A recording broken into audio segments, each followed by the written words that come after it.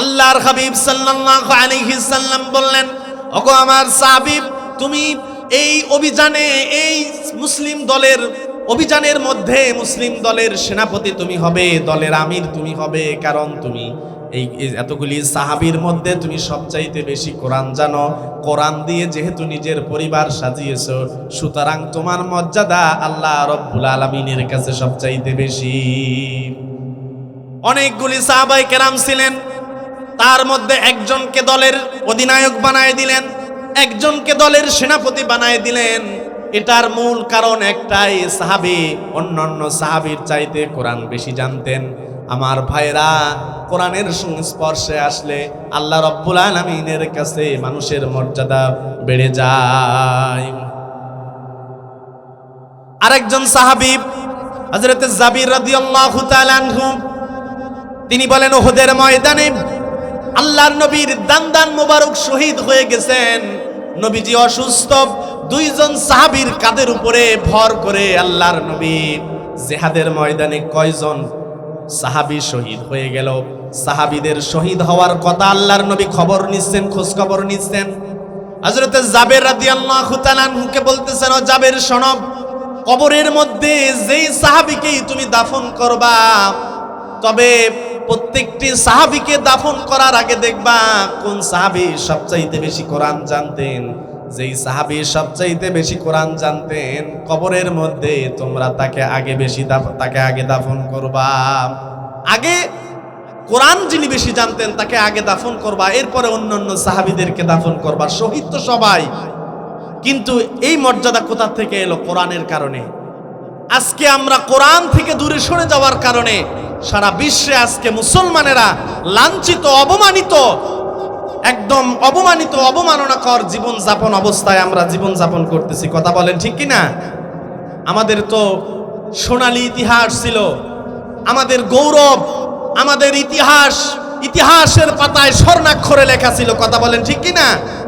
সব কিছু আমাদের আজকে ম্লান হয়ে গেছে, হারিয়ে গেছে। এর মূল কারণ একটা কারণ, সেটা হচ্ছে আমরা দিন থেকে, কোরআন থেকে দূরে সরে চলে গেছি।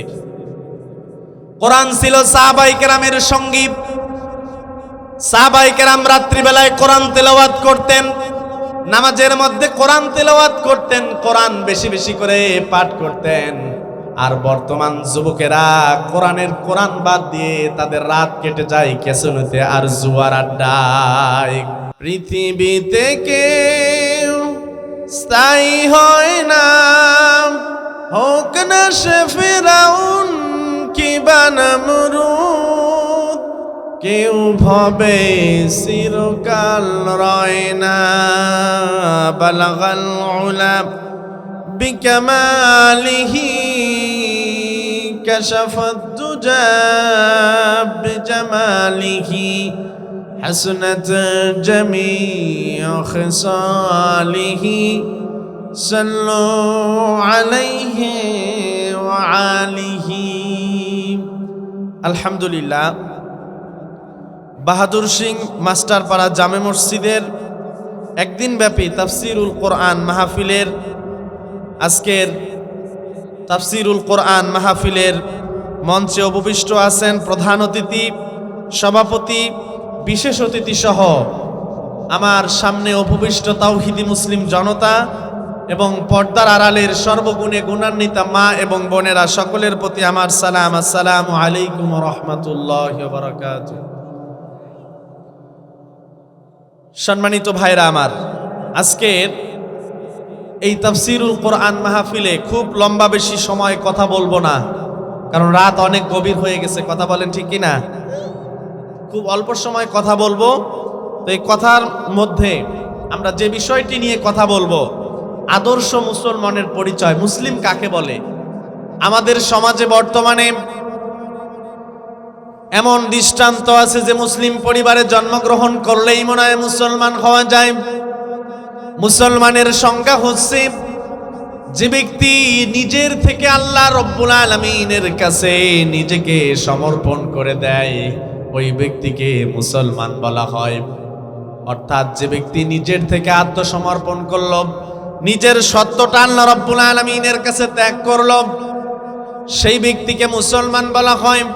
মুসলমানিত্বের সংজ্ঞাটা আল্লাহ রাব্বুল আলামিন কোরআনে কারীমের 1 নাম্বার পারা 2 নাম্বার সূরা বাকারার 131 নাম্বার আয়াতে আল্লাহ রাব্বুল আলামিন যখন হযরত ইব্রাহিম আলাইহিস সালামকে মুসলমান হওয়ার কথা বললেন, হযরত ইব্রাহিম আলাইহিস সালাম আল্লাহ রাব্বুল আলামিনকে যে জবাব দিয়েছিলেন সেই জবাবটা আল্লাহ পাক কোরআনের মধ্যে তামাম বিশ্বের মুসলমানদের জন্য কোট করে দিয়েছেন। বলেন সুবহানাল্লাহ।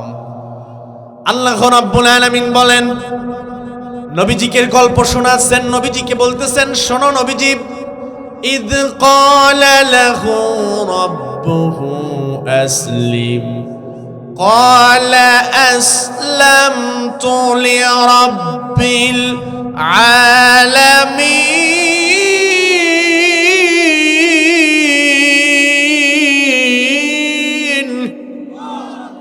আল্লাহ রাব্বুল আলামিন জানাই দিলেন, নবীজি স্মরণ করুন সেই সময়ের কথা যেই সময়ে আল্লাহর নবী হযরত ইব্রাহিম আলাইহিস সালামকে আমি রব্বুল আলামিন প্রশ্ন করেছিলাম, ও ইব্রাহিম, তুমি তোমার রবের প্রতি ঈমান আনয়ন করো, তুমি তোমার রবের প্রতি বিশ্বাস স্থাপন করো, তুমি তোমার রবের প্রতি নিজেকে সমর্পণ করে দাও, মুসলমান হও। ইব্রাহিম আলাইহিস সালাম কোনো চিন্তা করেন নাই, কোনো ভাবনা করেন নাই, নিজের ইচ্ছায় আল্লাহ রাব্বুল আলামিনের কাছে তিনি নিজেকে সমর্পণ করে দিয়েছেন। এর নাম মুসলমান।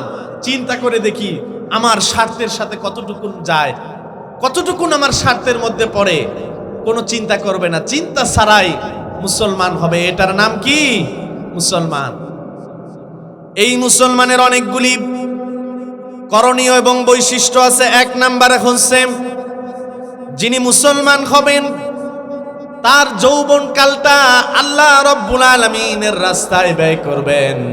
কারণ একজন মানুষের জন্য আল্লাহ রাব্বুল আলামিনের পক্ষ থেকে যতগুলি নিয়ামত আছে তার মধ্যে অন্যতম নিয়ামতের নাম হচ্ছে যৌবন।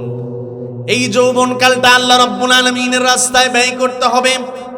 আল্লাহ রাব্বুল আলামিন বলতেছেন, বান্দার শোন, তোদেরকে আমি আল্লাহ রাব্বুল আলামিন দুর্বল অবস্থা থেকে সৃষ্টি করেছি, এরপর তোমাদেরকে আমি শক্তিশালী করেছি, তোমাদেরকে আমি যৌবন কাল দান করেছি।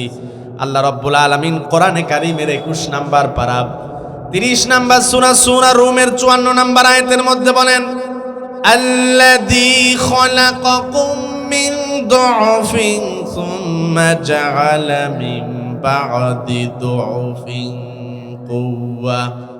আল্লাহ রাব্বুল আলামিন বললেন, বান্দা, আমি আল্লাহ রাব্বুল আলামিন তোমাদেরকে দুর্বল অবস্থা থেকে সৃষ্টি করলাম, এরপরে আমি আল্লাহ রাব্বুল আলামিন তোমাদেরকে শক্তি দান করলাম। সুম্মা জাআলা মিন বা'দি দুআফান ওয়া শাইবা। আল্লাহ রাব্বুল আলামিন বলতেছেন, শোনো বান্দারা, তোমাদেরকে আমি যৌবন কাল দিলাম, এরপরে তোমাদেরকে আবার আমি দুর্বল করে ফেলবো। তোমাদের যৌবনের রক্তিম সূর্যটা ধীরে ধীরে পশ্চিম আকাশে অস্তমিত হবে। এই যৌবন কালটা তোমাদের শেষ হয়ে যাবে, তোমাদেরকে আবার দুর্বল করে ফেলবো। ইয়াখলুকু মা ইয়াশা। আমি আল্লাহ রাব্বুল আলামিন যা ইচ্ছা তাই সৃষ্টি করতে পারি। ওয়াহুয়াল আলিমুল কাদির।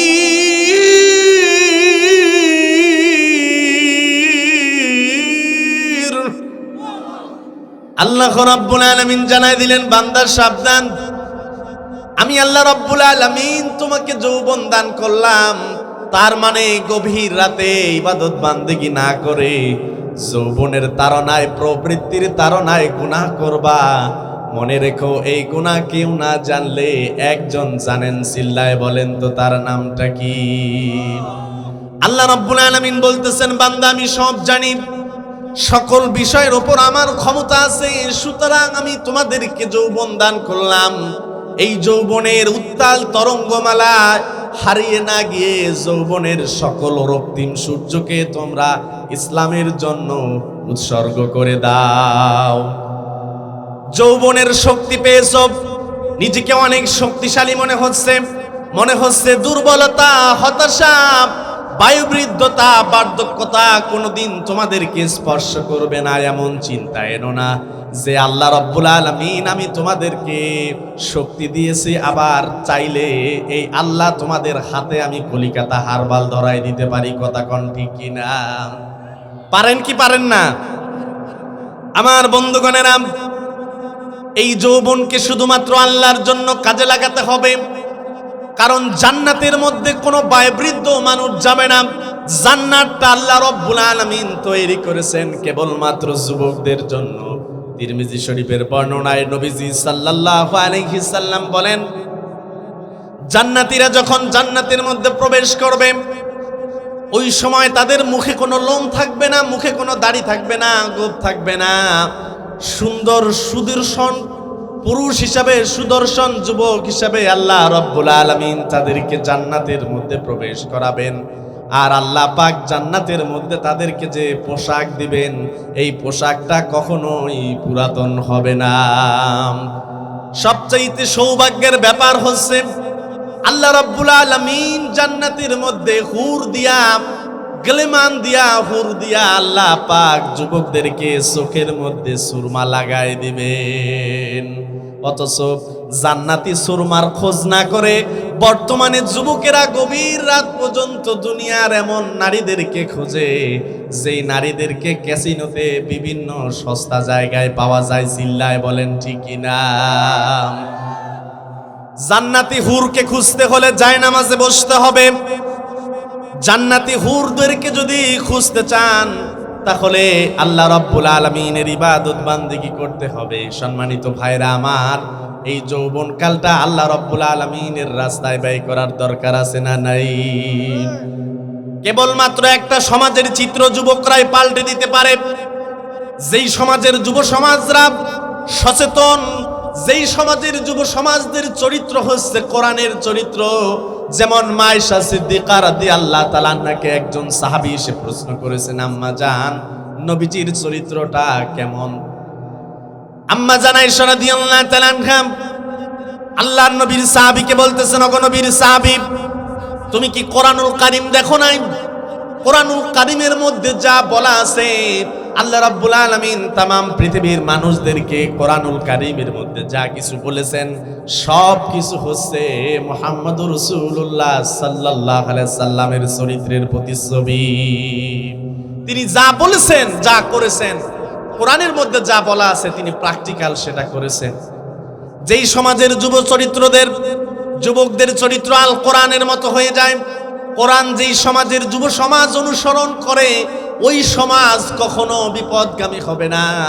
যেই সমাজের যুবকদের চরিত্র নাই, যেই সমাজের যুবকেরা কোরআন মানে না, ওই সমাজ বিশ্বের মাঝে শির উঁচু করে দাঁড়াতে পারে না। অত্যন্ত দুর্বলতার সাথে, হীনমন্যতার সাথে জীবন যাপন করে। কথা বলেন ঠিক কিনা?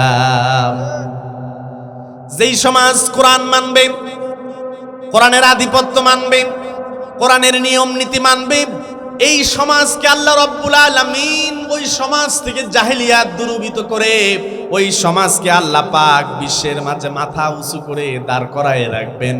আল্লাহ রাব্বুল আলামিন বর্তমান সমাজের যুবকদের জন্য কোরআনে কারিমের 15 নম্বর পারা 18 নম্বর সূরা কাহাফের 13 নম্বর আয়াতে আল্লাহ রাব্বুল আলামিন বলেন, নাহনু নাকুসু আলাইকা নাবাআহুমুল হক ইন্নাহুম ফিতয়াতুন আমানু বিরাব্বিহিম ওয়া জিদনাহুম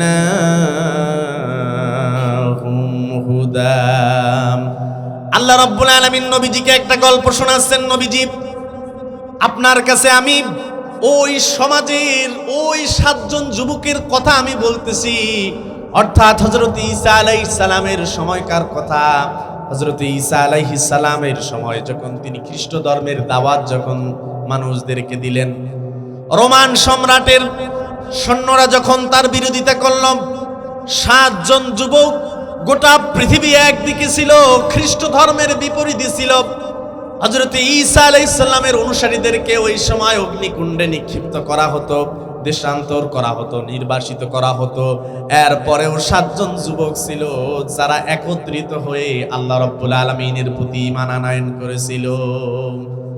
আল্লাহ রাব্বুল আলামিন এই কথাই জানায় দিচ্ছেন, গোটা সমাজ জাহিলিয়াতের মধ্যে ছিল, কিন্তু 7 জন যুবক তারা অন্যায় অবিচারের বিরুদ্ধে তারা মাথা উত্তোলন করে দাঁড়িয়েছিল। বর্তমান সমাজের মধ্যেও যদি জাহিলিয়াত থাকে, গান বাজনা নাচ গান ইত্যাদি যতই থাকুক না কেন, যুবকেরা যদি ঠিক থাকে সমাজের মধ্যে কোনো সাউন্ড বক্স বাজবে না, ঠিক কি না? পরিমণি কি যুবকের দরকার না বৃদ্ধের দরকার বলেন তো? পরিমণির খোঁজ করে কি বয়োবৃদ্ধ মানুষ না যুবক মানুষ? যুবক মানুষ। তো গান শুনে কে? বুড়া মানুষ না যুবক মানুষ? যুবক মানুষ। তাহলে যুবক যদি ভালো হয়, যুবকের চরিত্র যদি কোরআন হয়, তাহলে দেখবেন ওই সমাজের মধ্যে কোনো অশ্লীলতা থাকবে না। চিল্লায় বলেন ঠিক কি না? আমার বন্ধুগণেরা, আল্লাহ রাব্বুল আলামিন পুরা কোরআনে কারীমের মধ্যে 2 জন নবীর ব্যাপারে উসওয়াতুন হাসানা, অর্থাৎ গোটা মানব জাতির আদর্শ, আল্লাহ পাক এই আদর্শর কথা বলেছেন। অন্যান্য নবীদের বেলাও অন্যান্য শব্দ ব্যবহার করেছেন, কিন্তু 2 জন নবীর ব্যাপারে উসওয়াতুন হাসানা ব্যবহার করেছেন। এর কারণটা হলো আল্লাহ রাব্বুল আলামিন এই পৃথিবীতে যত নবী পাঠিয়েছিলেন, প্রত্যেকটা নবী আলাইহিস সালাম যুবক ছিলেন। আল্লাহ পাক তাদেরকে যৌবনকালে তাদেরকে নবুয়তি দান করেছিলেন। এই নবীদের মধ্যে 2 জন নবীর ব্যাপারে আল্লাহ উসওয়াতুন হাসানা ব্যবহার করেছেন। 1 নম্বরে হচ্ছে আমাদের নবী মুহাম্মদুর রাসূলুল্লাহ সাল্লাল্লাহু আলাইহি সাল্লাম, আরেকজন হচ্ছেন আমাদের জাতির পিতা হযরত ইব্রাহিম আলাইহিস সালাম। আল্লাহ রাব্বুল আলামিন কোরআনে কারীমের মধ্যে হযরত ইব্রাহিম আলাইহিস সালামের অনেক গুনাগুণ, অনেক প্রশংসা করেছেন, কিন্তু এই কথাটা আল্লাহ পাক একটু আলাদাভাবে বলেছেন। কোরআনে কারীমের 28 নম্বর পারা 60 নম্বর সূরা মুমতাহিনার 4 নম্বর আয়াতে আল্লাহ রাব্বুল আলামিন বলেন, قد كان لكم أسوة حسنة في إبراهيم। আল্লাহ রাব্বুল আলামিন বললেন, অবশ্যই তোমাদের জন্য আমার নবী ইব্রাহিম আলাইহিস সালামের চরিত্রের মধ্যে তোমাদের জন্য আদর্শ রয়েছে। বলেন সুবহানাল্লাহ। قد كانت لكم أسوة حسنة في إبراهيم।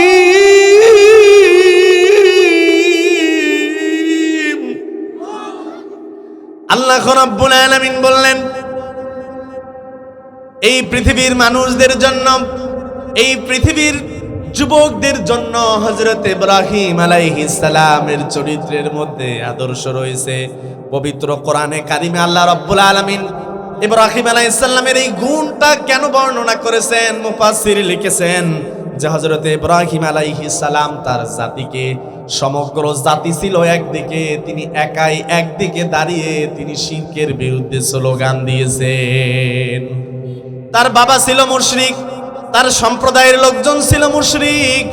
সকল মুশরিককে উপেক্ষা করে তিনি একাই স্রোতের প্রতিকূলে দাঁড়িয়ে এক আল্লাহর উপরে ভরসা করে গোটা সম্প্রদায়ের লোকের বিরুদ্ধে গিয়ে তিনি একাই আল্লাহর পথে মানুষদেরকে দাওয়াত দিয়েছেন। এই যুবকেরা বর্তমান সময়ের যুবকদের জন্য হযরত ইব্রাহিম আলাইহিস সালামের মধ্যে আদর্শ রয়েছে। ইব্রাহিম আলাইহিস সালামের একজন যোগ্য উত্তরসূরি উসমান হাদিকে গত শুক্রবারে আমরা হারিয়ে ফেললাম। গোটা বাংলাদেশ একদিকে আর উসমান হাদি একাই ইনসাফের পক্ষে কথা বলেন ঠিক কিনা?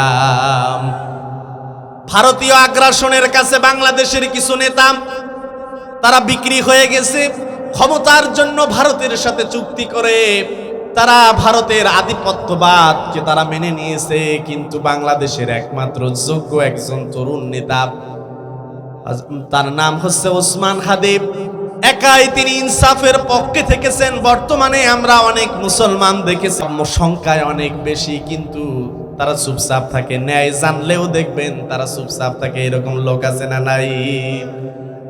অন্যায় হচ্ছে, জুলুম হচ্ছে, কোনো প্রতিবাদ নাই, চুপচাপ আছে। কিন্তু উসমান হাদি একাই তিনি ইনসাফের পক্ষে লড়েছেন।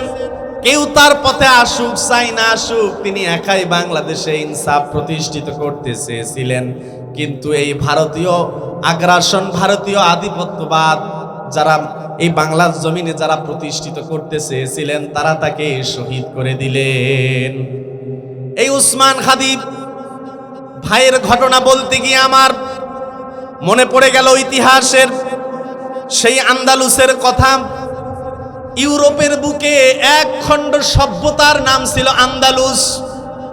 এই আন্দালুসের মুসলমানদের শেষ নগরী গ্রানাডার শেষ বীর, তার নাম ছিল মুসা ইবনে আবি গসসান রহমাতুল্লাহ আলাইহি। তার কথা মনে পড়ে গেল যে উসমান হাদি শুধু বাংলাদেশের একজন সন্তান নয়। উসমান হাদির কথা বলতে গিয়ে মনে পড়ে গেল মুসা ইবনে আবি গসসান গ্রানাডা থেকে বাংলার জমিনে বাংলার মুসলমানদের পক্ষে, ইনসাফের পক্ষে দাঁড়ানোর জন্য এসেছেন। এই গ্রানাডার ইতিহাস অনেক উজ্জ্বল ছিল। মুসলমানদের জ্ঞান বিজ্ঞান সারা বিশ্বের মধ্যে বিকশিত হয়েছিল।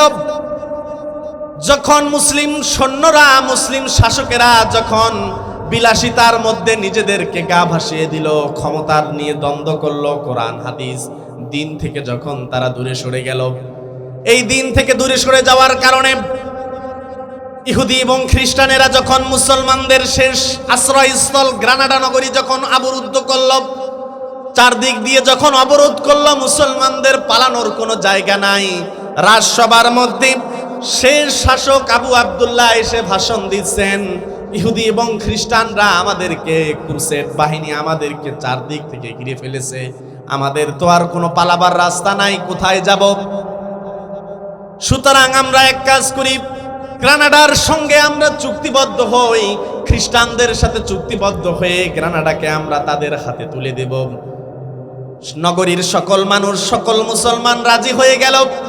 একজন যুবক তিনি একাই দাঁড়িয়ে থাকলেন, আর বাদশাহ আবু আব্দুল্লাহকে বললেন, তোমরা কাপুরুষ হতে পারো, শোনো আমরা কাপুরুষ না। আমরা যদি আমাদের শহর গ্রানাডাকে আমরা যদি খ্রিস্টানদের হাতে আমরা দিয়ে দেই, তাহলে এর পরবর্তী প্রজন্ম যারা আসবে তারা আমাদেরকে গালি দিবে, তারা দাসী হয়ে সারা জীবন ইউরোপের বুকে লাঞ্ছনাকর জীবন অতিবাহিত করবে। বাদশাকে বললেন, আমি কাপুরুষদের মধ্যে থাকতে পারবো না। তিনি পরিবারের কাছ থেকে বিদায় নিয়ে একাই তিনি গ্রানাডার সেই আন্দালুস শহরে বেরিয়ে পড়লেন। জিহাদের ময়দানের জন্য ডাক দিলেন, তাবু স্থাপন করলেন। তিনি একাই আন্দালুসের সেই গ্রানাডা শহরে খ্রিস্টান ধর্মাবলম্বীদের বিরুদ্ধে মুসলমানদের পক্ষে তিনি একাই তিনি যুদ্ধ ঘোষণা করেছিলেন। একাই তিনি জিহাদের ময়দানে ছুটে চলছেন। যুদ্ধ করতে করতে এক পর্যায়ে তিনি শহীদ হয়ে গেলেন।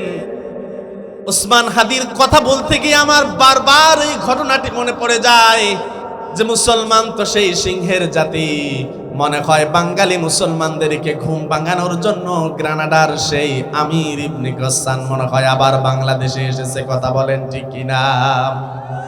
ভারতীয় এজেন্টরা শুনে রাখুক, বাংলার এক উসমান হাদিকে তারা শহীদ করেছে। বাংলার 16 কোটি মুসলমান বুক পেতে দিয়ে দাঁড়িয়ে আছে। এই বাংলার শাহজালালের পুণ্যভূমিতে ভারতীয় আধিপত্যবাদ প্রতিষ্ঠিত হতে দেওয়া যাবে না, যাবে না, যাবে না। কথা বলেন ঠিক কিনা?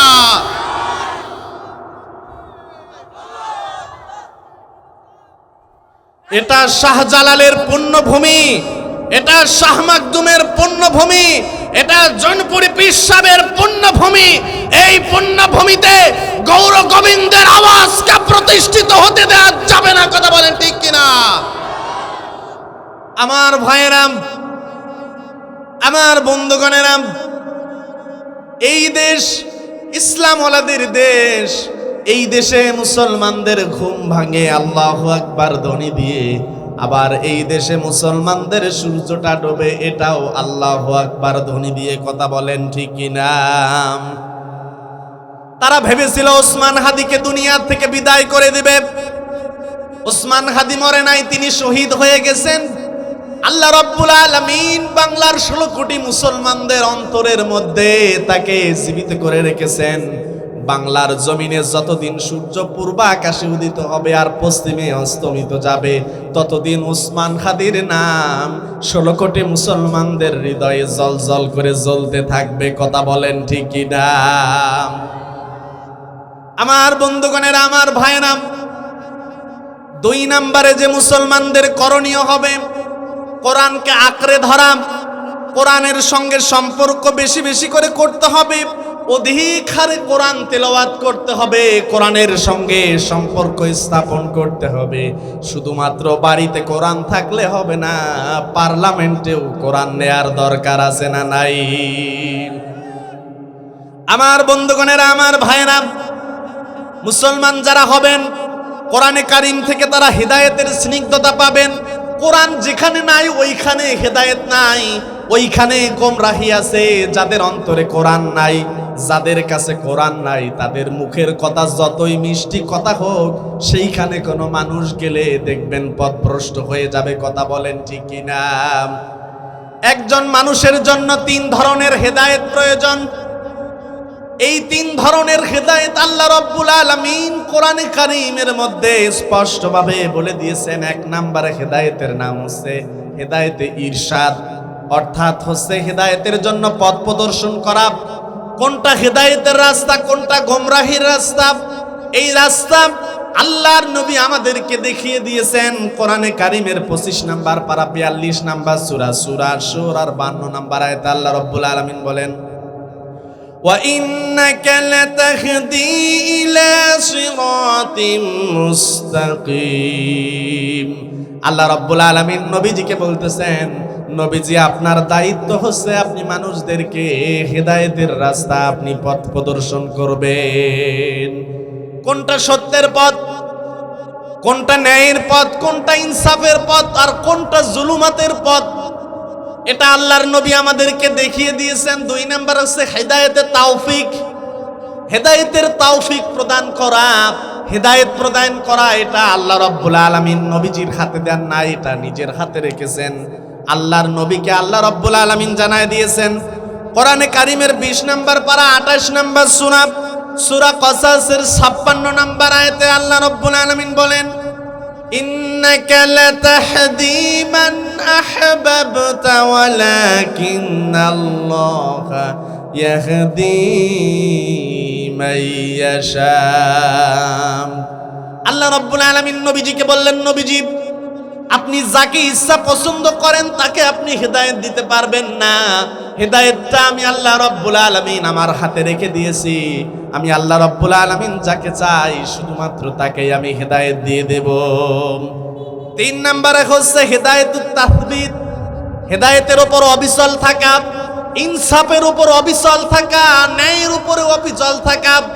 এটা সবার দ্বারা সম্ভব না। বর্তমানে মুসলমানদের সংখ্যা অনেক বেশি, কিন্তু আত্মমর্যাদাবোধ সম্পন্ন মুসলমানের সংখ্যা কম। কথা বলেন ঠিক কিনা? সকালে বলে এক কথা, বিকালে গিয়ে বলে এক কথা। সকালে মুসলমান, বিকালে কাফির। কথা বলেন, আছে না নাই? আমার বন্ধুগণেরা, হিদায়েতের তাসবিত অর্থাৎ হিদায়েতের উপর অবিচল থাকা, কোরআনে কারীমের 26 নম্বর পারা 47 নম্বর সূরা মুহাম্মাদের 17 নম্বর আয়াতের মধ্যে আল্লাহ রাব্বুল আলামিন জানায় দিচ্ছেন, ওয়াল্লাযীনা ইহতাদু যাদাহুম হুদা। আল্লাহ রাব্বুল আলামিন নবীজিকে জানায় দিলেন, যারা হেদায়েতের রাস্তায় চলবে আমি আল্লাহ রাব্বুল আলামিন তাদেরকে আমি আল্লাহ পাক হেদায়েতের উপর অবিচল রাখবো। অর্থাৎ কোরআনের সংস্পর্শে যারা থাকবে আল্লাহ রাব্বুল আলামিন তাদেরকে এই যে 3 ধরনের হেদায়েতের কথা বললাম, এই 3 ধরনের হেদায়েত যদি পেতে চাই তাহলে কোরআনের সংস্পর্শে আসতে হবে। কথা বলেন ঠিক কি না? কোরআনের সাথে সম্পর্ক নাই, কোরআন পড়তে জানে না, কোরআনের বিধিবিধান জানে না, কোরআন যারা জানে তাদের সাথে বিরোধিতা করে, কথায় কথায় রাজাকার বলে, আছে না নাই? এদের কপালে আর কোনোদিনও দেখবেন কিয়ামত হয়ে যাবে, কিন্তু এই মানুষগুলিকে আল্লাহ পাক হেদায়েত দেবেন না। ঠিক কি না? তারা খেয়ে মামু বাড়ি দিল্লি গেছে, তাও সেখানে গিয়ে বলে রাজাকার। কত বড় সাহস! এইরকম জালিমদের কপালে আল্লাহ পাক কখনো হেদায়েত দিবেন না। কথা বলেন।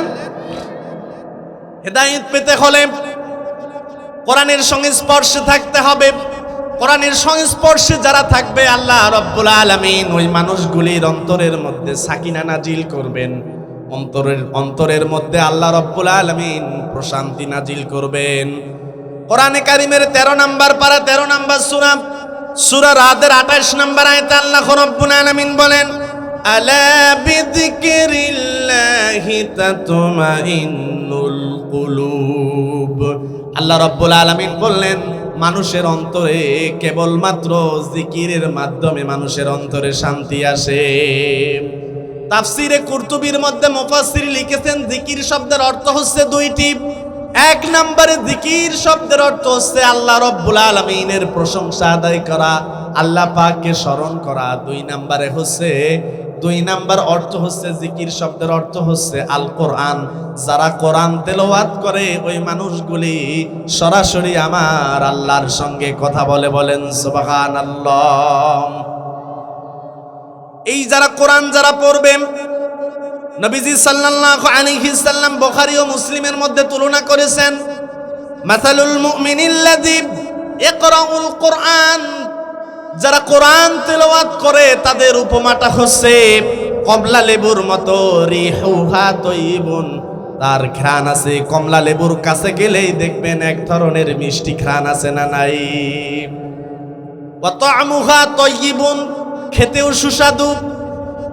লা ইয়াকরাউল কোরআন, যেই ব্যক্তি কোরআন তেলাওয়াত করে না, কা মাসালিল হানজালাতি লাইসা লাহা রিহুন, তার কোনো, যে ব্যক্তি কোরআন তেলাওয়াত করে না, কোরআনের সংস্পর্শে যে ব্যক্তি আসে না, ওই ব্যক্তির আল্লাহ রাব্বুল আলামিন, আল্লাহর নবী ওই ব্যক্তিকে মাকাল ফলের সঙ্গে তুলনা করেছেন। মাকাল ফলটা দেখবেন বাহির থেকে অনেক সুন্দর, কিন্তু ভিতরে খুললেই দেখবেন দুর্গন্ধ। কথা বলেন ঠিক কিনা? ওয়া তা'মুহা মুররুন, এর তিক্ততা, এর কোনো স্বাদ নেই, এর মধ্যে শুধু তিক্ততা। অর্থাৎ বাহিরে থেকে যতই সুন্দর হোক, নির্বাচনের আগে যতই মাথায় টুপি দিক, হাতে তসবিহ লাগায়া, মাথায় পট্টি লাগায়া, জায়নামাজ নিয়ে যদি আসে, বাংলার 16 কোটি মুসলমান, আরো কি ভুল করা যাবে? কথা বলেন ঠিক কিনা? এইবার আমরা আর ভুল করব না। ইতিপূর্বে ভুলের খেসারত আমাদেরকে 17 বছর দিতে হয়েছে। কথা বলেন। নারিয়ে বেলতলা কয়বার যায়? একবারে খেসারত দিয়েছেন কত বছর? 17 বছর। এইবার যদি ভুল করেন, তাহলে আগামী 50 বছর মাথার উপরে ভারতীয় আধিপত্যের বেল কাঁঠাল আপনাদের মাথার উপরে ভাঙবে। কথা বলেন ঠিক কিনা? আমার বন্ধুগণেরা, আর ভুল করা যাবে না। কোরআনের সঙ্গে থাকতে হবে। যেই মানুষগুলির কাছে কোরআন নাই, ওই মানুষগুলিকে নবীজি মাকাল ফলের সঙ্গে তুলনা করেছেন। বাহিরে থেকে দেখতে অনেক সুন্দর হবে, কথাগুলি অনেক সুমিষ্ট হবে, অনেক সুন্দর সুন্দর ওয়াদা করবে, কিন্তু দেখবেন তাদের অন্তরের মধ্যে শুধু তিক্ততার দুর্গন্ধ। কথা বলেন ঠিক কিনা? আমার বন্ধুগণেরা, কোরআনের সঙ্গে থাকতে হবে। মুসলিম শরীফের বর্ণনায় নবীজি সাল্লাল্লাহু আলাইহি সাল্লাম বলেছেন, ইয়াতলুনা কিতাবাল্লাহি ওয়া ইয়াতাদারাসুনাহু বাইনাহুম, যেইখানে কোরআন তেলাওয়াত করা হয়, যেইখানে কোরআনের আলোচনা করা হয়, আল্লাহ রাব্বুল আলামিন ওই মাজলিসের উপরে, ওই জায়গায় সঙ্গে সঙ্গে 4টা পুরস্কার নাজিল করে দেন। এক নম্বরে হচ্ছে ইল্লা নাযালাত আলাইহিমুস সাকিনা, আল্লাহ রাব্বুল আলামিন ওই মানুষদের উপরে সাকিনা নাজিল করেন, প্রশান্তি নাজিল করেন।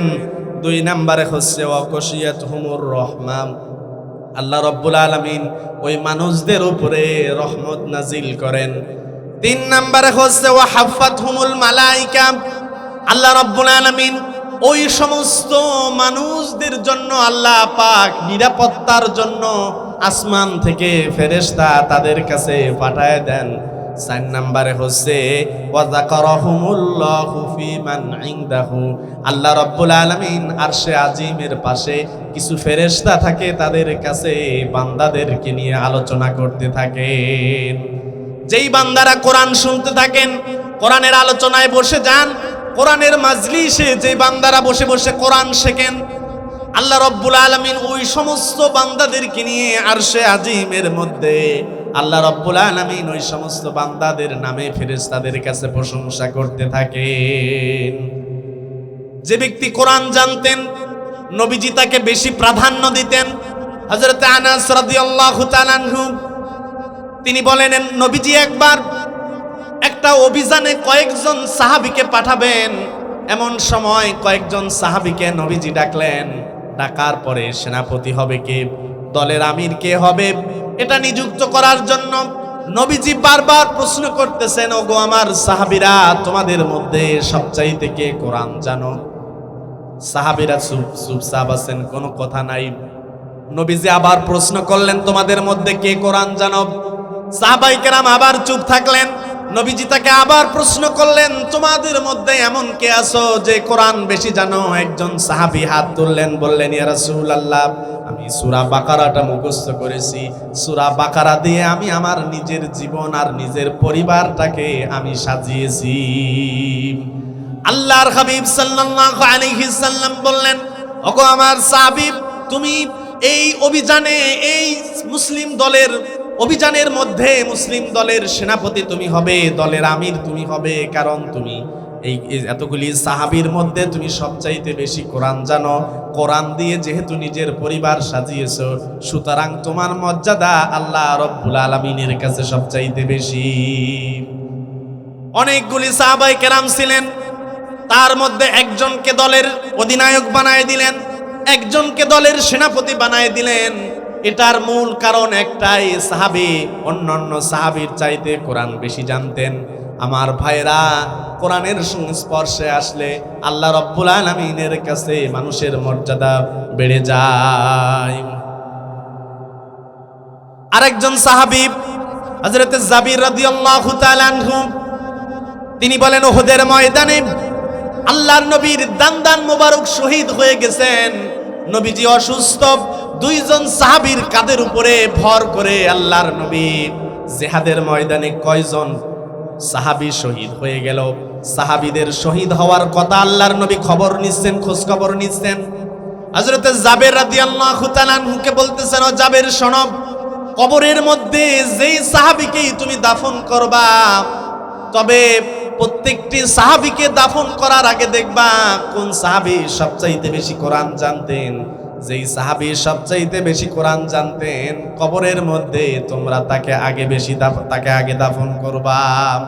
আগে কোরআন যিনি বেশি জানতেন তাকে আগে দাফন করবা, এরপরে অন্যান্য সাহাবীদেরকে দাফন করবা। শহীদ তো সবাই, কিন্তু এই মর্যাদা কোথা থেকে এলো? কোরআনের কারণে। আজকে আমরা কোরআন থেকে দূরে সরে যাওয়ার কারণে সারা বিশ্বে আজকে মুসলমানেরা লাঞ্ছিত, অবমানিত, একদম অবমানিত, অবমাননাকর জীবন যাপন অবস্থায় আমরা জীবন যাপন করতেছি। কথা বলেন ঠিক কিনা? আমাদের তো সোনালী ইতিহাস ছিল, আমাদের গৌরব, আমাদের ইতিহাস, ইতিহাসের পাতায় স্বর্ণাক্ষরে লেখা ছিল। কথা বলেন ঠিক কিনা? সব কিছু আমাদের আজকে ম্লান হয়ে গেছে, হারিয়ে গেছে। এর মূল কারণ একটা কারণ, সেটা হচ্ছে আমরা দিন থেকে, কোরআন থেকে দূরে সরে চলে গেছি। কোরআন ছিল সাহাবায়ে কেরামের সঙ্গী। সাহাবায়ে কেরাম রাত্রিবেলায় কোরআন তেলাওয়াত করতেন, নামাজের মধ্যে কোরআন তেলাওয়াত করতেন, কোরআন বেশি বেশি করে পাঠ করতেন। আর বর্তমান যুবকেরা কোরআন বাদ দিয়ে তাদের রাত কেটে যায় ক্যাসিনোতে আর জুয়ার আড্ডায়। তাদের রাত কেটে যায় ডানা কাটা পরীর আড্ডায়। আছে না নাই বুড়িরহাটে? আমার বন্ধুগণেরা, অথচ যুবক সাহাবীরা তারা রাত্রিবেলায় দাঁড়িয়ে দাঁড়িয়ে কোরআন তেলাওয়াত করতেন। আর আমার যুবকেরা মোবাইলের স্ক্রিনে রাত পার হয়ে যায় আর বারবার দেখে কয়টা ভিউ হলো। এরকম ইউটিউবার, এইরকম ফেসবুক, এইরকম ইন্টারনেট প্রেমী যুবক ভাই আছে না নাই? আমার বন্ধুগণেরা, আমার ভাইরা, আল্লাহর নবীর সময় সাহাবায়ে কেরাম, যুবক সাহাবীরা রাত্রিবেলায় তারা কোরআন তেলাওয়াত করতেন। আল্লাহর নবীর সাহাবীদের ঘরের মধ্যে প্রবেশ করলে দুইটি জিনিস পাওয়া যেত। এক নাম্বার হচ্ছে একটি তলোয়ার পাওয়া যেত, আর একটি কোরআন পাওয়া যেত। তলোয়ার দিয়ে তারা এক দেশ থেকে অন্য দেশ বিজয় লাভ করত, কালেমার পতাকাকে তারা উড্ডীন করত। 2 নাম্বারে হচ্ছে তারা তাদের কাছে কোরআন পাওয়া যেত, এই কোরআন দিয়ে তারা মানুষের হৃদয়কে জয় করত। আর তারা রাত্রিবেলায় নামাজের মধ্যে দাঁড়িয়ে দাঁড়িয়ে, মুসলমানেরা তারা দাঁড়িয়ে দাঁড়িয়ে রাত্রিবেলায় তারা নামাজের মধ্যে কোরআন পাঠ করত। আবু মুসা আশআরী রাদিয়াল্লাহু তাআলা আনহু তিনি বলেন, একদিন রাত্রিবেলায় আমি কোরআন তেলাওয়াত করতেছিলাম, আমার ঘরের পাশেই ছিল মসজিদ। নবীজি সাল্লাল্লাহু আলাইহি সাল্লাম রাত্রিবেলায় ইশার নামাজ শেষ করে মসজিদের মধ্যে আরাম ফরমাচ্ছিলেন। আল্লাহর নবী মসজিদের মধ্যে যখন আরাম ফরমাচ্ছিলেন, মসজিদের জানালা দিয়ে এত সুন্দর সুললিত কণ্ঠের কোরআন তেলাওয়াত আল্লাহর নবীর কানে ভেসে আসছিল। ফজর হয়ে গেল, নবীজি সাল্লাল্লাহু আলাইহি সাল্লাম আবু মুসা আশআরী রাদিয়াল্লাহু তাআলা আনহুকে ডাকলেন আর বললেন, ও আবু মুসা, শোনো, গতকাল তোমার ঘরের মধ্যে থেকে এত সুন্দর সুললিত কণ্ঠে কোরআনে কারীম থেকে আওয়াজ আসছিল, মনে হচ্ছিল আল্লাহর নবী দাউদ আলাইহিস সালাম স্বয়ং কোরআন পাঠ করতেছে। আবু মুসা আশআরী রাদিয়াল্লাহু তাআলা আনহু কেঁদে ফেললেন, বললেন, ইয়া রাসূলুল্লাহ, আপনি আমার কোরআন তেলাওয়াত শুনেছেন। ইয়া রাসূলুল্লাহ, আমি যদি জানতাম যে আপনি আমার কোরআন তেলাওয়াত শুনেছেন, তাহলে আমি আরো একটু সুললিত কণ্ঠে কোরআন পাঠ করার চেষ্টা করতাম। আবু মুসা আশআরী রাদিয়াল্লাহু তাআলা আনহু কি আল্লাহর নবী তার সুরকে দাউদ আলাইহিস সালামের সুরের সঙ্গে তুলনা করেছেন। আসলে দেখেন, কোরআন যখন কারীরা পাঠ করে, ঘড়ির কাঁটা কেমনে কেমনে ঘুরে চলে যায়, মনে হয় কিছুক্ষণ আগে তো কোরআন তেলাওয়াত শুরু হলো, মনে হয় ফজর পর্যন্ত কোরআন শুনলেও হৃদয়ের পিপাসা মিটবে না। কথা বলেন ঠিক কিনা? আমার বন্ধুগণেরা, আমার ভাইরা, কোরআন মানেই হচ্ছে বিস্ময়কর, কোরআন মানেই হচ্ছে একটি বিস্ময়কর গ্রন্থ। এই কোরআন শুনে শুধুমাত্র মানুষেরাই অভিভূত হন নাই, বরং এই কোরআন শুনে জিনেরাও ঈমান আনয়ন করেছিল। জিনেরাও কোরআন শুনে তারা বলেছে, ইতিপূর্বে আমরা অনেক কিতাব শুনেছি, কিন্তু আজকে যেটা শুনলাম এটা তো অত্যন্ত বিস্ময়কর গ্রন্থ। আল্লাহ রাব্বুল আলামিন কোরআনে কারীমের 29 নম্বর পারা 72 নম্বর সূরা, সূরা জিনের 1 নম্বর আয়াতে আল্লাহ পাক বলেন, قُلْ أُوحِيَ إِلَيَّ أَنَّهُ اسْتَمَعَ نَفَرٌ مِّنَ الْجِنِّ فَقَالُوا إِنَّا سَمِعْنَا قُرْآنًا عَجَبًا। আল্লাহ রাব্বুল আলামিন নবীজির প্রতি ওহী নাজিল করলেন। নবীজি যখন তায়েফের ময়দানে রক্তাক্ত অবস্থায় হতাশ হয়ে গেলেন, নিরাশ হয়ে গেলেন, তায়েফের ময়দানে মনে অনেক বড় আশা নিয়ে এসেছেন, কালেমার দাওয়াত দিবেন, মুসলমানের দাওয়াত দিবেন। নিষ্ঠুর তায়েফবাসী যখন ঈমান আনয়ন করল না, বরং নবীজিকে রক্তাক্ত করল, নবীজিকে বেহুশ করে ফেলল। আল্লাহর নবী যখন তায়েফ থেকে ফেরার পথে কোরআনে কারীম থেকে তেলাওয়াত করতেছিলেন, একদল জিনেরা নবীজির কোরআন তেলাওয়াত শুনে বলে উঠল, আমরা তো মূসা আলাইহিস সালামের কিতাব শুনেছি, ইতিপূর্বে অনেক আসমানি কিতাব আমরা শুনেছি, কিন্তু আজকে যে কিতাবটা শুনলাম এটা তো অনেক বিস্ময়কর গ্রন্থ। এত সুন্দর সুললিত সুর আর সুমধুর মধুর সংখ্যার আমাদের হৃদয়টা নরম হয়ে গেছে। বলেন সুবহানাল্লাহ। কোরআনান আজাবা, একটা বিস্ময়কর গ্রন্থ শুনলাম। ইতিপূর্বে অনেক গ্রন্থ শুনেছে, কিন্তু কোরআনের মতো এত সুন্দর গ্রন্থ, এত সুললিত কিতাব আমরা এর আগে শুনিনি। জিনদের একজন প্রতিনিধি ছিলেন। এই প্রতিনিধি বাকি জিনগুলোকে ডাকতেছেন, বলতেছেন, ইয়াহদি ইলার রুশদি ফাআমান্না বিহি ওয়া লান নুশরিকা বিরাব্বিনা আহাদা।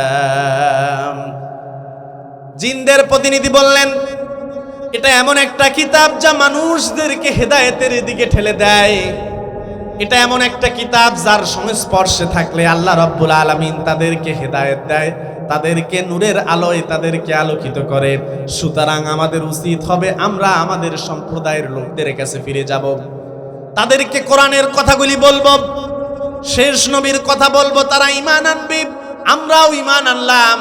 আমরা কথা দিলাম আজকে থেকে আর কোনোদিন আমরা শিরক করব না।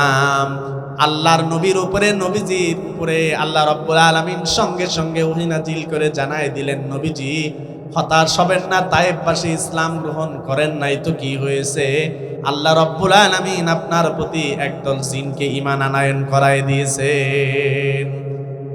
কোরআন হচ্ছে একটি বিস্ময়কর গ্রন্থ। এই বিস্ময়কর গ্রন্থ জিনেরা শুনেও তারা ঈমান আনায়ন করেছিল।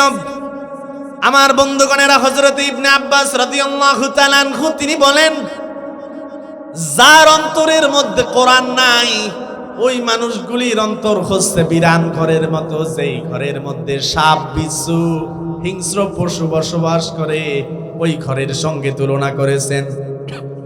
যেই মানুষের অন্তরের মধ্যে ঈমান নাই, দেখবেন ওই মানুষের অন্তঃকরণের মধ্যে হিংসা, লোভ, নিফাক, অন্যায়, অবিচার যেগুলি আছে, এইগুলি দিয়ে তার অন্তরটা পরিপূর্ণ হয়ে আছে। অর্থাৎ কোরআন যে অন্তরের মধ্যে নাই, সে অন্তরটা হচ্ছে বিরান ঘরের মতো। অর্থাৎ কোরআন যার মধ্যে নাই তার কাছে গেলে গোমরাহি, দুর্গন্ধ ছাড়া আর কিছুই পাওয়া যাবে না। কথা বলেন ঠিক কিনা? আল্লাহর নবী সাল্লাল্লাহু আলাইহি সাল্লাম তার সাহাবীদের মধ্যে যে সমস্ত সাহাবী কোরআন জানতেন, আল্লাহর নবী ওই সমস্ত সাহাবীদেরকে বেশি বেশি করে মূল্যায়ন করতেন, ওই সাহাবীদেরকে উৎসাহ দিতেন, উদ্দীপনা দিতেন।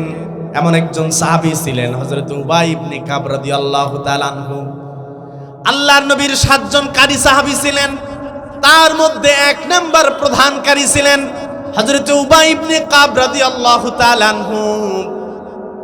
তিনি তার সুরলিত কণ্ঠে তিনি কোরআন তেলাওয়াত করতেন, সবচাইতে বেশি কোরআন জানতেন। একদিন নবীজি হযরত উবাই ইবনে কাব রাদিয়াল্লাহু তাআলা আনহুকে তিনি ডাকলেন, বললেন, ও উবাই ইবনে কাব শোনো, আল্লাহ রাব্বুল আলামিন গতকালকে আমাকে তোমার ব্যাপারে আয়াত নাজিল করেছেন, তোমার ব্যাপারে আমাকে প্রত্যাদেশ নাজিল করেছেন, জানায় দিয়েছেন আমি যেন তোমার কাছে কোরআনে কারীম থেকে একটা সূরা পাঠ করে শোনাই। উবাই ইবনে কাব রাদিয়াল্লাহু তাআলা আনহু কেঁদে ফেললেন, বললেন, ইয়া রাসূলুল্লাহ, আল্লাহ রাব্বুল আলামিন আসমান থেকে কি আপনার মাধ্যমে আমার নাম নিয়েছেন? নবীজি বললেন, ওয়াল্লাযী নাফসি বিয়াদিহি, সেই সত্তার কসম করে বলি যার হাতে আমি মুহাম্মাদের প্রাণ, ওই সত্তার কসম করে বলি আল্লাহ রাব্বুল আলামিন তোমার কাছে আমাকে সূরা বাইয়িনাটা শোনার জন্য নির্দেশ দিয়েছেন। নবীজি সাল্লাল্লাহু আলাইহি সাল্লাম তার কাছে সূরা বাইয়িনা পাঠ করে শোনালেন। উবাই ইবনে কাব কোরআন কেমন গবেষণা করেন, কোরআনের সাথে তার সম্পর্কটা কেমন, এটা বোঝার জন্য উবাই ইবনে কাব রাদিয়াল্লাহু তাআলা আনহুকে নবীজি প্রশ্ন করলেন, হে আবুল মুনজির, বলো তো কোরআনের মধ্যে সবচাইতে গুরুত্বপূর্ণ আয়াত কোনটা? উবাই ইবনে কাব বললেন, আল্লাহ এবং তার রাসূল বেশি ভালো জানেন। আল্লাহর নবী আবার থেকে জিজ্ঞাসা করলেন, তিনি আবার একই উত্তর দিলেন। এরপরে যখন আবার জিজ্ঞাসা করলেন, তিনি বললেন, কোরআনে কারীমের সবচাইতে মাহাত্ম্যপূর্ণ আয়াত হচ্ছে আয়াতুল কুরসি। আল্লাহর নবী উবাই ইবনে কাবের মাথায় হাত দিয়ে বললেন, হে উবাই ইবনে কাব, আল্লাহ তোমার ইলমকে বৃদ্ধি করে দিক। এই যে মনে করেন এতগুলি সাহাবী থাকতে আসমান থেকে উবাই ইবনে কাবের নাম আল্লাহ রাব্বুল আলামিন নিয়েছেন, এত সম্মান দিয়েছেন, আবুল মুনজির নামে তাকে অভিহিত করেছেন। এর পেছনে একটাই কারণ, সেই কারণটা হচ্ছে তিনি সবচাইতে বেশি কোরআন জানতেন। আমার বন্ধুগণেরা, আমার ভাইয়েরা, সাহাবায়ে কেরাম শুধু কোরআন জানতেন না, বরং কোরআন নিয়ে এত বেশি চিন্তা করতেন, এত বেশি গবেষণা করতেন যে যেই কোরআনের আয়াতগুলি অত্যন্ত তাৎপর্যপূর্ণ, ওই আয়াতগুলি পড়তে গিয়ে অনেক সাহাবায়ে কেরাম অসুস্থ পর্যন্ত হয়ে যেতেন। আল বিদায়া ওয়ান নিহায়া গ্রন্থের মধ্যে ইমাম ইবনে কাসির রাহমাতুল্লাহ আলাইহি হযরত ওমর রাদিয়াল্লাহু তাআলা আনহুর ব্যাপারে একটি কথা বলেছেন। হযরত ওমর ফারুক রাদিয়াল্লাহু তাআলা আনহু সব সময় তিনি কোরআন পাঠ করতেন, কিন্তু কোরআনে কারীমের যখন 23 পারার 37 নাম্বার সূরা, সূরা সাফাতের 24 থেকে 26 নাম্বার আয়াত যখন নাজিল হয়ে গেল, ওয়াকিফুহুম ইন্নাহুম মাসউলুন, মা লাকুম লা তানাসারুন। আল্লাহ রাব্বুল আলামিন যখন আয়াত নাজিল করে দিলেন, তাদেরকে অবশ্যই জিজ্ঞাসা করা হবে তারা কেন একজন আরেকজনকে সাহায্য করছে না। এই আয়াত যখন নাজিল হয়ে গেল, হযরত উমর রাদিয়াল্লাহু তাআলা আনহু তিনি অসুস্থ হয়ে পড়লেন। সাহাবায়ে কেরাম ওনাকে দেখার জন্য গেলেন, জিজ্ঞাসা করলেন, ওমর আপনাকে কি এমন কোন আয়াত আপনি পড়েছিলেন যে আয়াত পড়তে গিয়ে আপনি অসুস্থ হয়ে গেছেন? হযরত ওমর ফারুক রাদিয়াল্লাহু তাআলা আনহু বললেন, এই আয়াতগুলি যখন নাজিল হয়ে গেল, এই আয়াতের তাৎপর্য যখন আমি বুঝেছি, আমার হৃদয়টা অসুস্থ হয়ে গেছে।